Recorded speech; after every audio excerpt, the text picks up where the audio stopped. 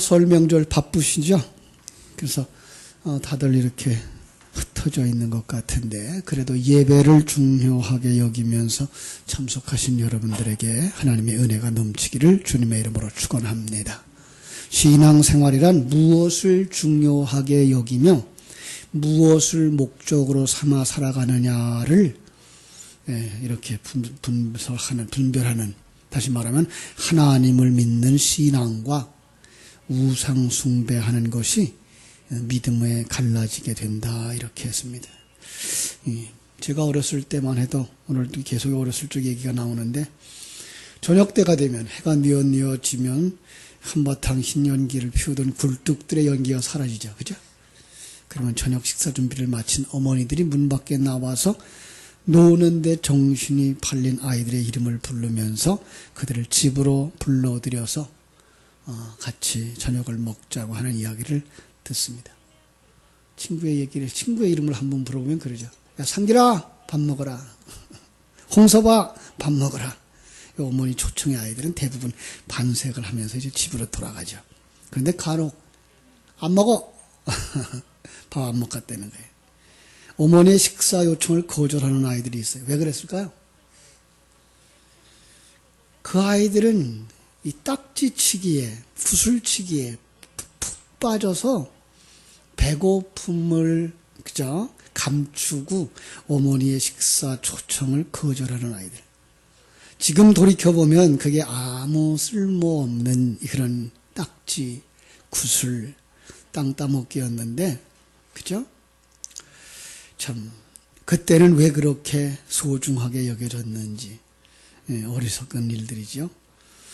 구슬과 딱지, 마치 사활을 건 사람들처럼 집착했던 게 바로 어린 시절이었죠. 철이 들면 결국 그러한 수고와 노력의 열매를 전부 쓰레기통으로 다 버리게 됩니다. 이런 모습을 가만히 보면서 가끔 우리 젊은 사람들이 정의를 부르짖는다, 데모한다 하는 사람들이나 때로는 어떤 유행을 따라가는 사람들의 모습을 가만히 보면, 그러면서 부모님들은 펄쩍펄쩍 뛰죠. 그런데 그 사람들도 나이가 먹어서 40대가 되고 50대가 되면 그런 일 안 해요. 그죠? 우리도 옛날에 머리 기른 적이 있었잖아요. 그죠? 길가에 지나가다가 경찰한테 가위에 잘리기도 했지만 머리를 기르는 적도 있었고, 또 바지 폭이 넓어져서 아주 나팔바지라고 하는 것도 입고도 다녀봤고, 또 우리 여자분들은 이제 짧은 바지들, 핫팬티도 입어봤고 그랬잖아요.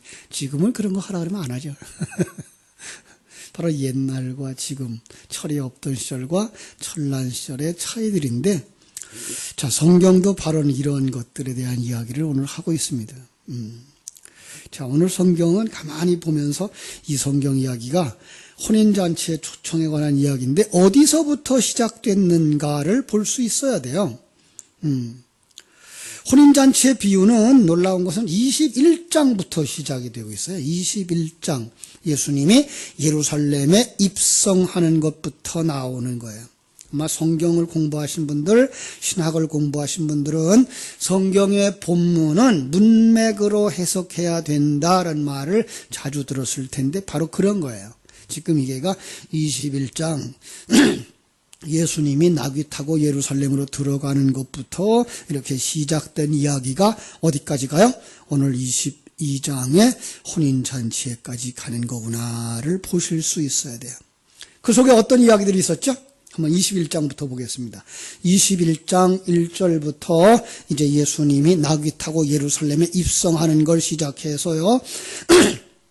12절부터, 그죠? 12절부터 성전에 들어가신 예수님이 성전을 청결케 하시는 그런 사건이 나오고요. 그리고 이제 18절에는 이제 성전에서 나오신 예수님이 무화과 나무를 저주하시는 모습을 볼 수 있고요.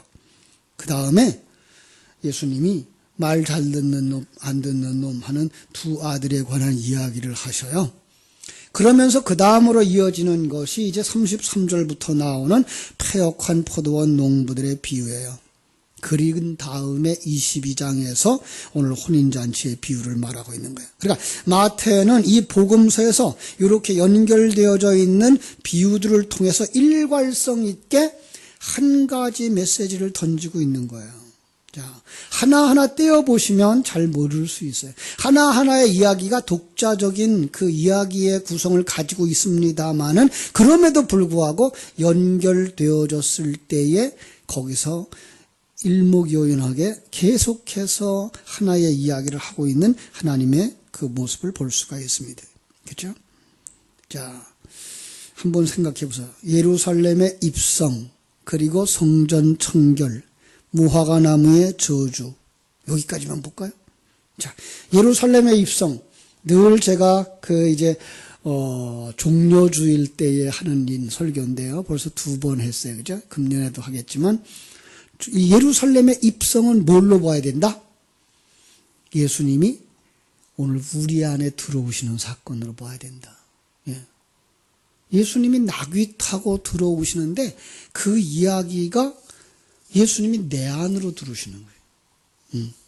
자, 그 다음에 들어가서 성전을 청결하게 하시는 것. 그러면 내 안에 들어오셨으면 내 안이 뭐가 되는 거예요? 고린도전서 3장 16절에 말하는 하나님의 성령이 거하시는 거룩한 성전. 그러니까 내 안에 들어와서 무엇인가를 쫓아내버리고 계신 예수님의 모습을 볼 수가 있는 거죠. 뭘 쫓아낼까요? 그 다음에 나오는 게 무화과 나무를 저주하시는 거예요. 그러니까 내 안에 뭐가 있다? 무화과 나무 있다. 무화과 나무는 일찌감치 이제 창세기 3장부터 나오죠. 그죠? 무화과 나무 이파리로 치마를 해둘러 입어서 자기 수치를 가리우려고 했던 인간의 노력을 상징하고 있는데 하나님은 그걸 배제시키는 거예요. 왜?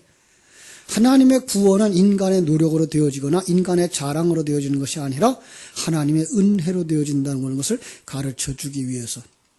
그래서 무화과 나무는 뭐다? 무슨 나무다? 꽃도 아닌 것이, 열매도 아닌 것이 꽃인 채 하고 열매인 채 하는 게 무화과 나무다.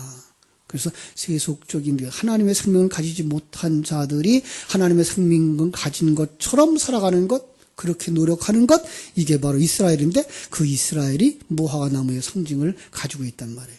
그걸 배제해버리는 것, 이렇게 볼 수 있습니다. 하나님은 그 다음에 이제 두 아들의 이유를 하죠. 두 아들의 이야기를 통해서 하나님은 누가 착한 아들이에요? 네, 가겠습니다. 그리고 아니 가는 사람. 하나 안 가요. 그러다가 돌아가는 사람.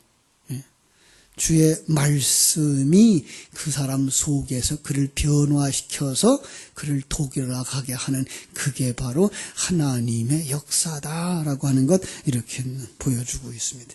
그런 다음에 나오는 이야기가 이제 그 포도원 농부들의 이야기죠. 자, 포도원의 농부들의 이야기는 어떤 이야기일까요? 포도원 농부의 이야기. 농부가, 자, 이제 성경을 조금 들어가서 볼게요. 성경에 보니까 이제 21장 33절부터 46절에서 포도원 비유를 하면서 뭐라 그래요? 한 집 주인이 포도원을 만들고 산 울타리로 두르고 거기 즙 짜는 틀을 만들어 망대를 짓고 농부들에게 세로 주고 타국에 갔더니 열매 거둘 때가 가까움에 그 열매를 받으려고 자기 종들을 농부들에게 보내니 농부들이 종들을 잡아 하나는 심히 때리고 하나는 죽이고 하나는 돌로 쳤다 그랬습니다. 여러분, 포도원에서 거둔 게가 뭐라고 주인이 그거 달라고 왔는데 내놓지 않고 보낸 자들을 때리고 죽이고 돌로 쳤을까요? 여기 아주 깊은 의미가 숨어져 있습니다. 지난주의 설교를 기억하실지 모르겠는데 강도 만난 사람, 그죠? 강도 만난 사람의 비유. 강도 만난 사람, 그는 거반 죽게 된 사람, 거반 죽게 됐을 뿐만 아니라 옷이 다 벗겨져서 없어진 사람. 누구를 상징한다 그랬죠? 바로 우리들을 상징한다 그러세요. 그런데 그때에 제사장이 지나가고 레위 사람이 지나가요. 제사장이 왜 그냥 지나갔다고요? 줄 게 없어서. 왜요? 지금 거반 죽게 돼 있는 사람은 타락한 우리들이기 때문에 상징이 뭐 하는 거예요? 하나님의 생명이 없는 자. 그가 필요로 하는 건 하나님의 생명을 얻는 거예요. 그가 필요로 하는 건 그 하나님의 생명을 가지고 자라나서 완성되어져 옛사람을 벗어버리고 천국으로 들어가는 건데 그 제사장이 그 생명을 가지고 있지를 않아요. 줄 수가 없어요. 레위 사람도 마찬가지예요. 교회 안에서 여러 가지 봉사하고 있는 그들이었지만 그들은 뭐예요? 하나님의 생명을 가지지 못한 자, 진리를 가지지 못한 자. 그래서 그들은 줄 것이 없어서 지나가는 거예요. 자, 그럼 그 얘기를 가지고 이 본문의 말씀을 보면은 포도원에서 열매를 맺으라고 포도나무를 다 만들어 놓고 외국에 간 주인이 종들을 보냈어요. 자, 포도원. 여러분, 포도원. 나는 여기 있고 포도나무는 여기 있는 게 아니라 따로 있는 게 아니라 당신이 포도나무예요. 예. 그러니까 여러분과 나를 하나님의 울타리 안에 심어놓고 열매를 맺으라고 하면서 가신 거예요. 자, 그 포도나무가 맺는 열매는 뭘까요? 어떤 게 포도나무에 심겨진 열매일까요?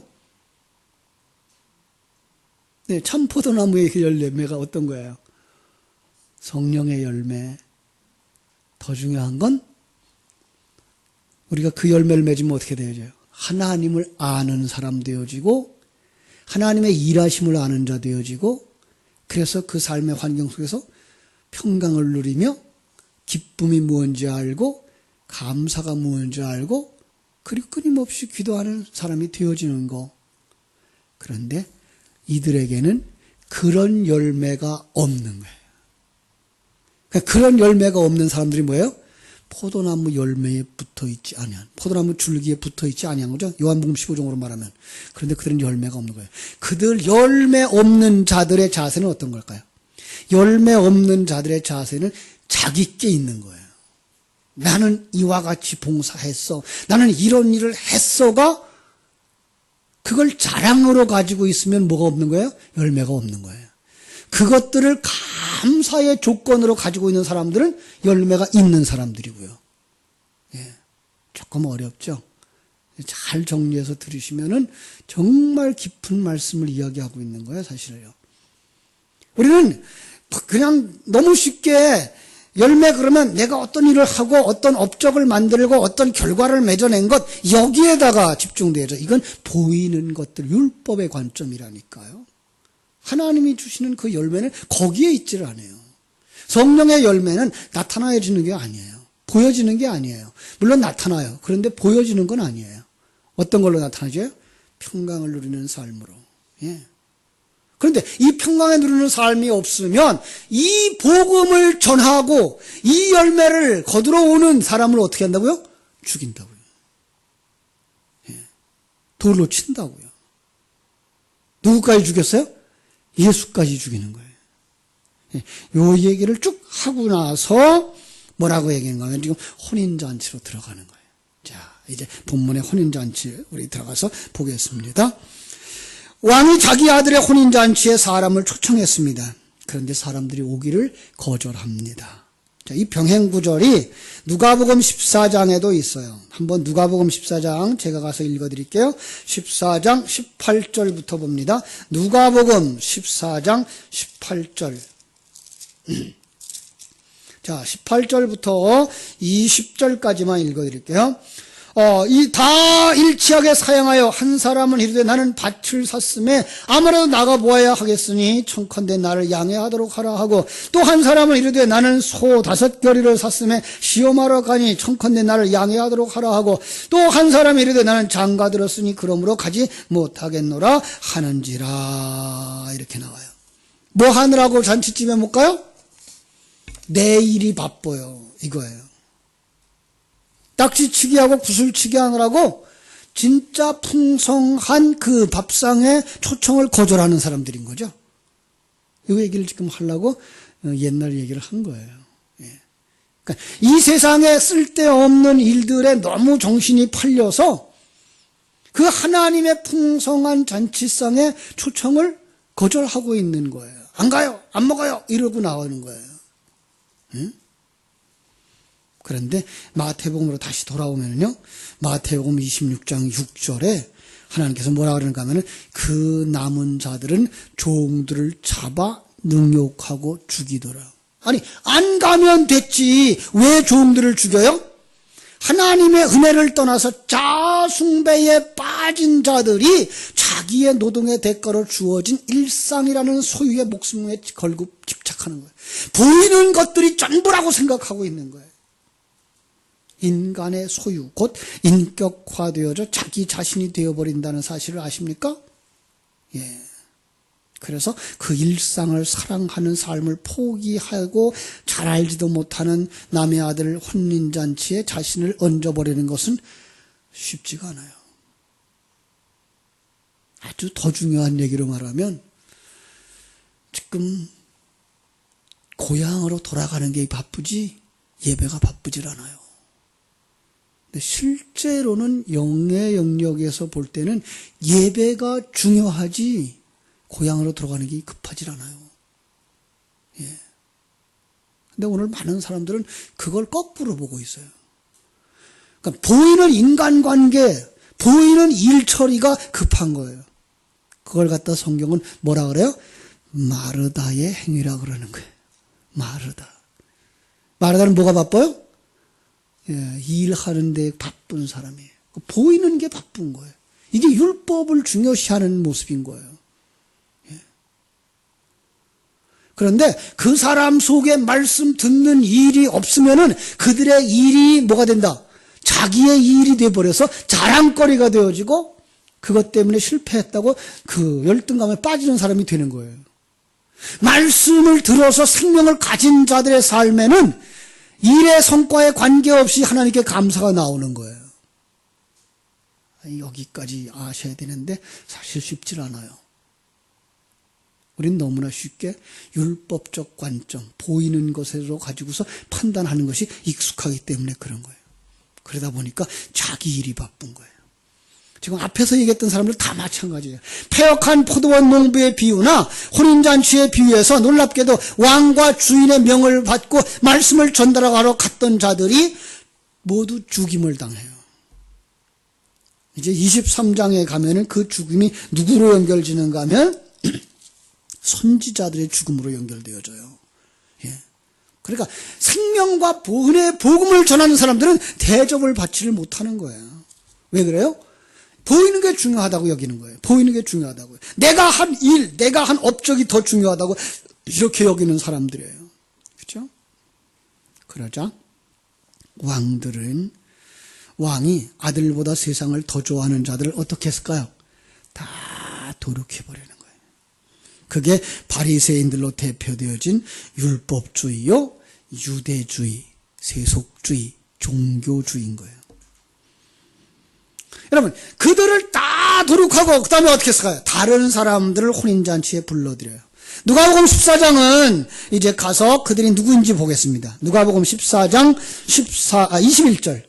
누가복음 14장 21절에 보면 그 온 사람, 다시 불러온 사람들이 누군지 여러분 기억해 보시기 바랍니다. 14장 21절. 종이 돌아와 주인에게 고하여 그대로 고하니 이에 집주인이 노하여 그 종들에게 이르되 빨리 시내 거리와 골목으로 나가서 누구를 불러오라? 가난한 자와 병든 자와 소경들, 저는 자들을 데려오라 합니다. 그래서 22절 종이 나가서 주인이여 명하신 대로 하였으되 오히려 다 자리가 있나이다. 주인이 종들에게 이르되 길과 산울가로 나가서 사람을 강권하여 데려다가 내 집을 채우라. 왜 길로 가죠? 왜 산울가로 가죠? 나그네들이에요. 나그네들. 예.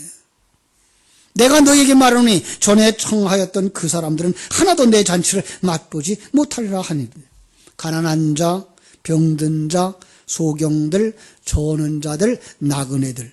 누구를 얘기하죠? 놀랍게도 구약 성경부터 계속 말했던 복음이 필요한 사람들, 예. 구원받아야 하는 사람들의 이야기를 가난한 자로, 병든 자로, 소경으로, 안전뱅이로, 그리고 나그네로 묘사하고 있는 거예요. 자, 우리는 바로 거기에 속한 자들입니다. 그리고 우리가 거기에 초청받은 자들입니다.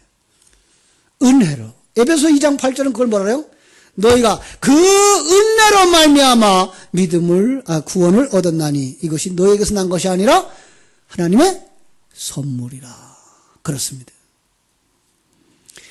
혼인잔치의 참석 여부는 이 세상의 착한 행위나 높은 자리에 올라가 있기 때문이 아니고 하나님의 은혜로 되어졌다는 거예요.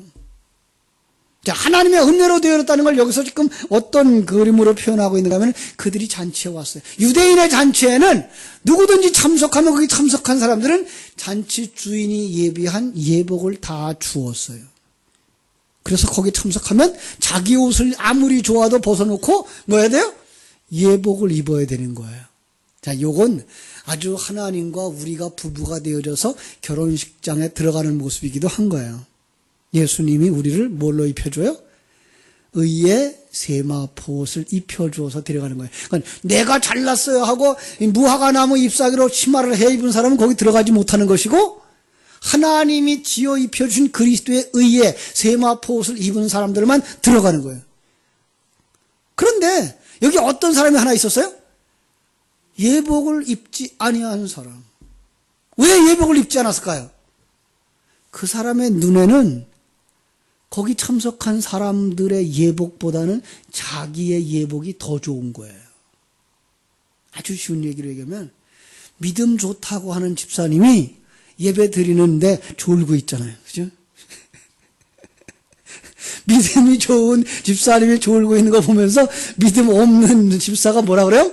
난 저 사람보다는 나아. 왜? 저 사람은 졸고 있는데 난 안 졸고 있으니까. 이런단 말이죠.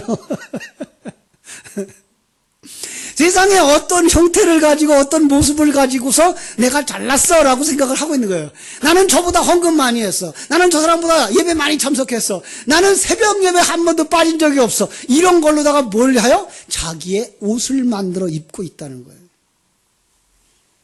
하나님은 뭐라 그래요?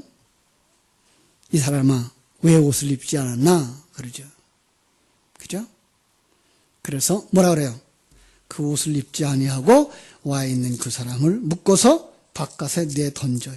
자, 우리 본문을 한번 보겠습니다. 아까 보았던 곳 어디죠? 22장, 그죠? 11절 봅니다. 임금이 손님들을 보러 들어올세 거기에 예복을 입지 않은 한 사람을 보고 이르되 친구여 그랬어요. 여러분, 성경 속의 친구 오해할 수 있어요. 성경 속의 친구 그러면 어떤 거예요? 나에 대해서 모든 것을 다 가르쳐 줄 수 있는 사람들 친구예요. 그런데 여기는 친구가 아니고 헤타이로스인데 이 사람아예요. 이 사람아. 그건 친구가 아니고 이 사람아. 왜? 하나님의 친구는 어디 가야 돼요? 하나님의 복음을 다 아는 사람으로 천국에 들어가야 되는데 이 사람은 그걸 모르는 거예요. 그게 안 보이는 거예요. 이 사람의 눈에는 어떤 것이 진정한 열매인지가 안 보이는 거예요. 예. 진정한 성도들은, 하나님의 생명을 가진 사람들은 무엇이 열매인지가 보이는 거예요. 무엇이 하나님 자녀들이 추구해야 될 것인지가 보이는 거예요. 근데 이 사람은 그게 안 보이는 거예요. 그래서 안 보이면, 하나님의 것이 안 보이면 세상에 보이는 것 가지고 자기를 치장하게 되어 있다니까요. 내가 그래도 집사인데, 내가 그래도 권사인데, 내가 목사인데, 이런 걸로다가 자기를 치장한단 말이에요. 예, 중요해요. 직분이 나쁘다는 얘기가 아니고, 그것이 자랑의 조건이 되어지지 말고 뭐가 돼야 돼? 감사의 조건이 되어져야 되는 거예요. 그 자리에서 그 일을 가지고 충성스럽게 주의 일을 감당할 수 있도록 자랑스러워하는 게 아니라 감사하는 자로 나가는 거예요. 그가 뭐한 사람이에요?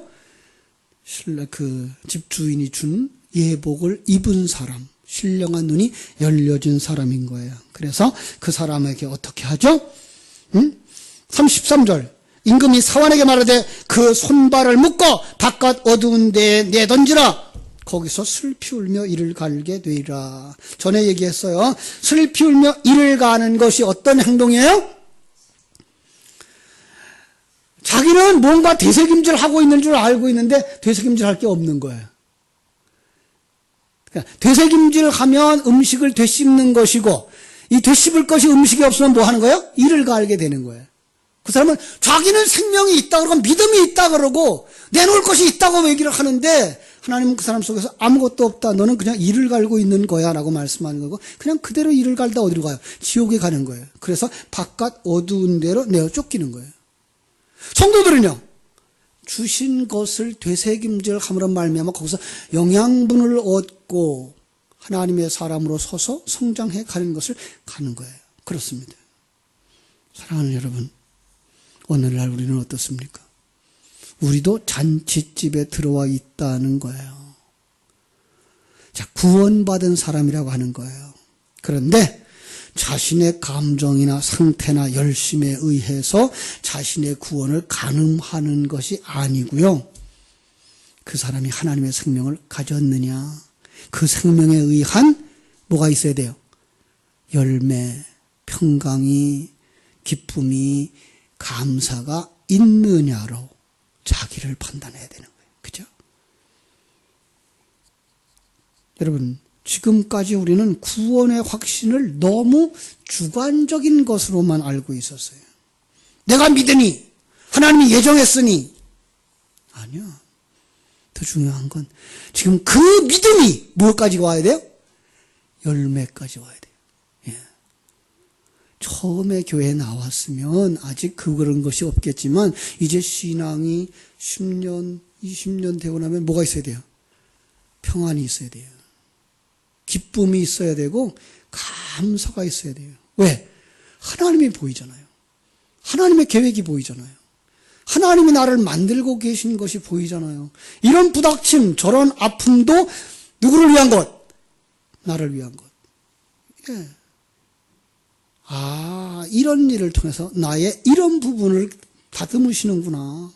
이런 일을 통해서 이런 부분을 다듬으시는구나가 보여져요. 그 일로 인해서 그 사람을 미워하거나 하지 아니하고 뭐 할 수 있어요? 포용할 수 있어요. 당신 덕분에 내가 만들어져 갑니다. 네. 믿음의 사람으로 가는 거예요. 이게 보이는 사람들. 그가 뭐 한 사람이에요? 잔치집에 참여한 자들인 거예요. 조금 더 얘기하고 끝일게요.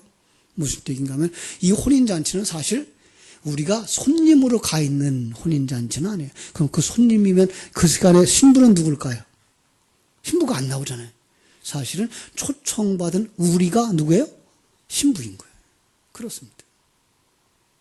그러니까 지혜로운 다섯 처녀와 미련한 다섯 처녀에 비유해서도 다섯 처녀 지혜로운 자들은 그들은 다 그리스도의 신부였던 거지 들러리가 아닌 거예요. 많은 사람이 그걸 들러리 이렇게 해석을 하고 끝나버리는데 아니요. 그 당시의 비유를 하면 들러리가 맞아요. 그러나 그건 어디까지 이어져야 되는가 하면 신부의 모습으로 이어져야 돼요. 여기에 나오는 것도 마찬가지예요. 많은 사람들이 다 누구예요? 그리스도의 신부의 모습으로 와줘야 되는 거예요. 여러분과 나처럼. 그럼 우리는 뭘 보고 있어야 돼요? 신랑이 주신 그 그리스도의 의를 덧입는 거예요. 그냥 의라고 해서 옷이라고 해서 그냥 옷으로 보지 마시고 그건 뭐예요? 아, 하나님은 창조자고 우린 피조물이라서 하나님이 원하는 그 삶을 충성스럽게 살아내는 자들이 의로운 자인데 우리가 그러지 못했던 불의한 자가 되어졌고 타락한 자가 되어졌는데 예수 그리스도께서 그 삶을 가르쳐 주시고 보여주셨기 때문에 우린 그 은혜 속에서 뭐 하는 사람이 되는 거예요? 하나님 앞에 자기의 의무를 다 감당하는 자들, 어디에 심겨져 있든지 어떤 자리에 있든지 거기서 하나님의 영광을 드러내는 사람으로 살아가는 거예요. 예. 이것이 바로 하나님께 영광을 돌리는 사람이요. 그리스도의 의 안에서 의로워져 가는 사람들인 것을 우리는 알게 됩니다. 여러분, 거기까지 가셔서 이제 그리스도에 순종하시기까지 순종하던 그 모습을 보고 우리도 온전히 순종하는 그리스도의 신부들, 성령으로 충만한 자들, 성령을 따라 행하는 자들이 되시기를 주님의 이름으로 축원합니다. 기도하겠습니다. 하나님 우리 아버지 크신 은혜와 사랑을 감사하옵고 감사합니다. 하나님의 주권에 대하여 끊임없이 말씀해 주시던 하나님, 마침내 혼인잔치에 이르러서 사람들은 자기의 주권을 가지고 살아가기를 좋아하고 자기의 외형과 형식을 가지고 살아가기를 좋아하지만 하나님의 백성들은 그리스도의 의를 덧입은 자로 그 안에서 의로운 사람으로 만들어져 가는 것을 보여주시면서 혼인잔치의 비유 속에서 우리는 임금이 준 예복을 입은 자로서 의를 추구하고 하나님 앞에 순종하는 자의 삶을 추구하는 열매 맺는 자가 되기를 원하시는 귀한 진리를 보게 하셨습니다. 다시 한번 우리 자신들을 돌이켜보며 그 잔치 자리는 남의 잔치가 아닌 나를 신부로 부르신 하나님의 귀한 잔치인 줄 알고 주님이 입혀주신 의의 세마포옷을 입고 의로운 자로 완성되어져 가기를 소망하는 믿음의 사람들이 다 되게 하여 주시옵소서. 감사하며 예수님의 이름으로 기도하옵나이다. 아멘.